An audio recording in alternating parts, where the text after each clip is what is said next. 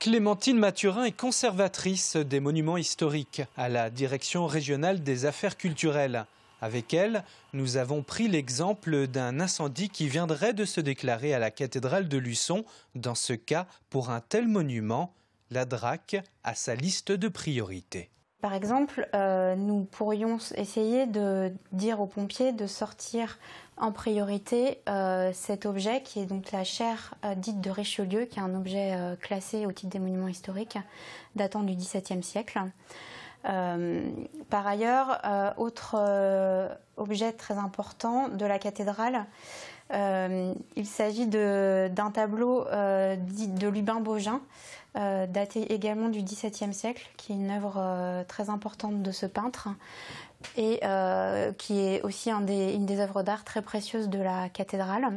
Sur place, les pompiers retrouvent une équipe de la DRAC alors alertée et en possession d'un plan de sauvegarde afin d'identifier, localiser et hiérarchiser les œuvres par importance. On va l'intégrer d'emblée dans l'idée de manœuvre, la stratégie opérationnelle mise en œuvre. Il est évident que pour ce type d'intervention, on sait très bien qu'il va falloir consacrer des moyens parce qu'il y a une valeur ajoutée importante. Et de fait, le COS, le commandement des opérations de secours, va hiérarchiser un certain nombre de missions un peu différemment que sur d'autres interventions.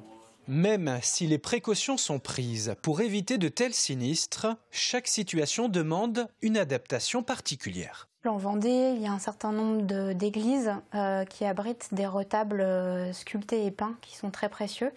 Avec là la difficulté que, évidemment, les retables ne pourront pas être sortis du monument puisqu'ils sont attachés au mur.